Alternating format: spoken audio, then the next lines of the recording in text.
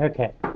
Need everybody's attention, so I'm not repeating myself. You won't hear me say this very often, so listen close. I want you to write down anything to start with. Nothing. Put your pencils down. It's all right. Just put it down for a minute. You can finish it in a minute. Don't look in your packet. Don't do anything with it yet. Today we're going to be talking about what it means to take a random sample or have something that's biased. Okay? It's an interesting section. It's not my favorite section. I don't like statistical things because statistics can be biased. How many people have heard a commercial that says 9 out of 10 dentists recommend Sensodyne or something like that, right? So somewhere along the line, they've done a survey and they found out that 9 out of 10 dentists would say yes, they recommend it. But what they don't tell you is, how did they ask the dentist the question? Did they go up to the dentist and say, what toothpaste do you recommend? Or did they go up to the dentist and say, would you recommend Sensodyne? Everybody hear the difference in the way the question was asked? There's a difference between asking a biased question and asking an unbiased question. Just like there's a difference between asking an unbiased group of people or asking a biased group of people. If I go to a football game and I ask the people that are coming out of the football game, what's your favorite sport? Even though the question is unbiased, what do you think they're likely to say? Football. Why? Because they're at a football game. The people that I'm surveying are biased. They have a biased opinion. So we're talking about how to choose something that can be considered a random sample versus something that would be biased. How to be able to ask an unbiased question versus a biased question. We want to make sure that if we're doing a proper survey, that everything is done randomly and that we're asking unbiased things, or we're going to have an outcome exactly like what we're trying to predict it will be. If you're trying to make a prediction, it doesn't do any good to ask people that are just going to agree with you. I wouldn't go to a Democratic conference and ask them which candidates they recommend, would I? Because what are they going to say? Anybody that's what? Democratic. It'd be better to find a random sample somewhere, a group of people that were able to vote, where I didn't know whether they were Democratic or Republican or independent or unregistered, just people of age to vote, who they might recommend.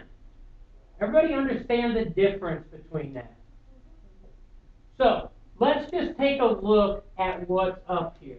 Roberto wants to know the favorite sport of adults in his hometown. He surveys 50 adults at a baseball game. It says identify the population. What group of people is he talking to? The population. Determine whether it's a random sample or biased sample. So is he asking the right group of people, or is he asking a group of people where the outcome is going to be tainted by that particular group? So, Roberto wants to know the favorite sport of adults in his hometown. What's the sample population? What's the population of people that he's asking the question of? The population is what? The adults in his hometown. That's okay to ask only adults in his hometown if that's who you want to get your information from. Now, is it a biased sample? Can you tell me why? You're right, it is biased. And it's biased because it's at a baseball game and they're talking about specifically what? If he went to a baseball game and he said, "What's your favorite pet?" would that necessarily be biased? No, because the two are unrelated. But certainly you're not going to go to a sporting event and ask about sports without having it be a tainted sample. Okay, what if they went to like a pet store and asked for their favorite pet, but there's more than a different type of pet there, would that still be biased? If they're looking for what your favorite pet is, it's okay to ask people that want to have a pet. But it wouldn't be okay to go in and say, "Is your favorite pet a dog?" Then you're tainting the question. That makes sense to everybody? Statistics in our society are twisted and turned, and they put it out there in the media where everybody gets to read it. And I'm going to tell you, the statistics aren't really what they print. And I've heard it said thousands of times. 98% of the statistics that you hear are made up on the spot, including the one I just gave you. People that are quoting statistics, often they're not getting their information from actual statistics. Do the research yourself. Find out yourself. Don't believe everything that you hear and read on the internet. Let's look at B. Paula wants to know the favorite type of music for students in her class. What's the population? Students in her class, the population. She puts all the names of the students in a hat and draws 8 names and surveys that student, those students. Is that random or biased? That would be random.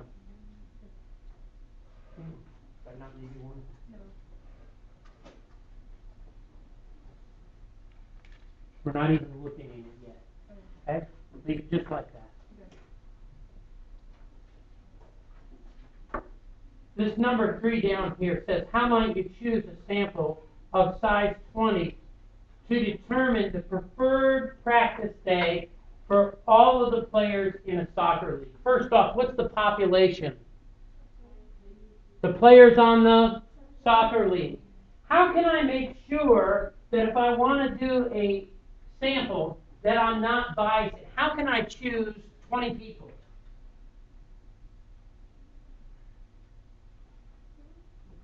How could I pick 20 people at random from all the players on the soccer league? I could put all of their names what? In a hat and pick them out, 20 of them. I mean, it's possible that all of them would come from the majority of one league, but at least I didn't determine. Would it be fair for me to go through and say, okay, I want Team A and Team B to give me all of their input, and then I won't interview anybody else? Would that be fair? Or would it be biased? It would definitely be biased. Does everybody understand the difference between a biased group and a random group? We all okay? Okay. Again, don't want you to write anything down. I know these are in here, but I don't want to write them down at the moment because the answer is not really important. It's the concept that's important. I want to make sure that you're focused, you're paying attention to the concept. In Madison County, residents were surveyed. What's the population? Residents of Madison County. About a new skateboard park. Determine whether each survey question is biased. Now we're not asking, is the population biased, but is the way that they're asking the question biased or not? So the first question says, would you like to waste the taxpayers' money to build a frivolous skateboard park? Biased or unbiased? It's biased. Can I ask you a question? Is it biased for or against the skateboard park? It's definitely against. Can you tell me, what are some key words that tell you that it is against? waste.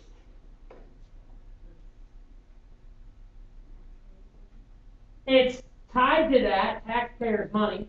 There's one more that's definitely against. Frivolous. It's a biased word. They're telling you that they think that putting a skateboard park would just be completely stupid. They're telling you that up front. Make sense to everybody? B, do you favor a new skateboard park? Biased or unbiased? Unbiased. The best way to ask an unbiased question is to ask it. What is your favorite pet? What is your favorite sport? What is your favorite class? The best way to pick a random group out of the population is find a way to make it truly random. You can't just ask all the boys or all the girls or all the fill in the blank. Make sure that you're finding a way that you're getting a good selection of everybody. Students have shown that having a safe place to go keeps kids out of trouble. Would you like to invest taxpayers' money to build a skateboard park? Biased or unbiased? Biased. Is this one for or against?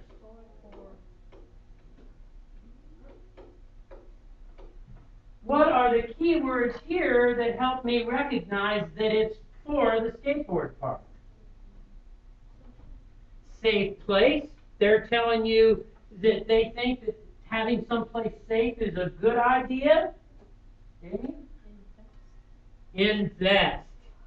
The idea that we're not just going to spend it, we're going to invest it implies that it's going to grow something. That makes sense to everybody?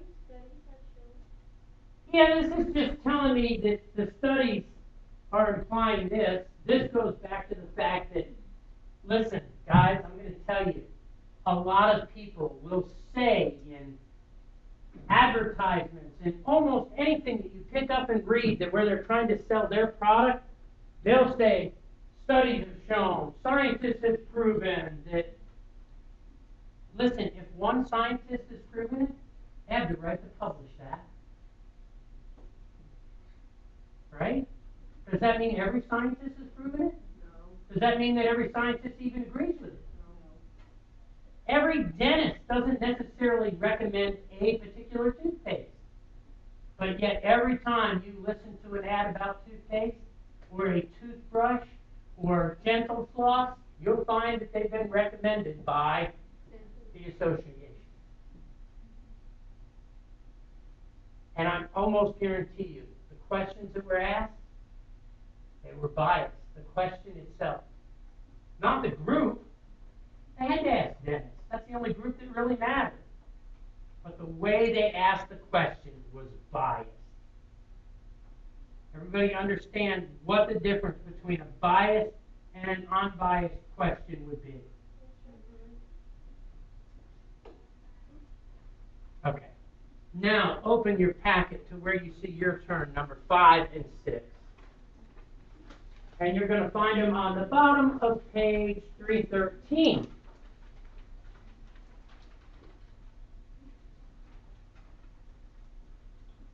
It says, determine whether each question may be biased and explain your answer. When it comes to pets, do you prefer cats? Biased or unbiased? Unbiased. Biased.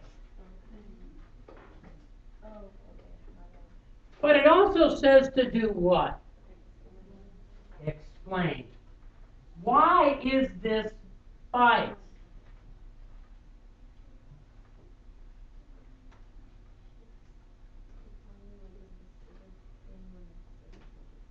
Okay. It's definitely talking about a specific what? Specifically a specific pet. Right? They specifically said what? Cat. Anybody anybody want to ask this question so that it's unbiased? What is your favorite pet? It's clean, it's simple, and it doesn't bias the question. What if you say when it comes to pets, what's your favorite? So long as you don't mention a type of pet, I think you're okay. Because some people are going to say what? I don't like pets. I think all pets are nasty. Somebody might say fish, somebody might say dog, somebody might want a horse. It definitely doesn't bias the question. Where would be a good place to find out this information? Just out of curiosity, for anybody. Just playing it about, like. I happen to agree, playing it about, just anywhere. Why wouldn't I necessarily want to go to a pet store?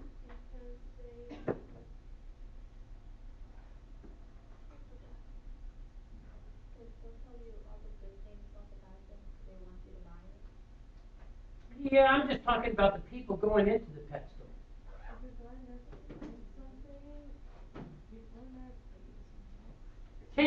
Chances are, by the way, if you're going into a pet store, you either already have a pet or you're getting one. And so their opinion would never include the people that don't like pets in general. Right? You'd be much better off to randomly ask people at school, randomly ask people that are in a park, randomly ask people that are going in to vote. Right? It would definitely be less biased. What is your favorite season? Biased or unbiased?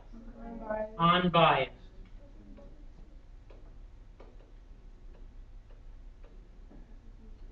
Why is it unbiased? Because they didn't give a specific type of Because they didn't give any information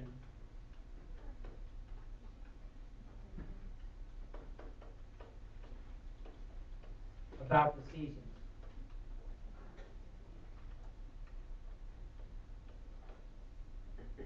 I like the spring because in the spring all the new flowers grow.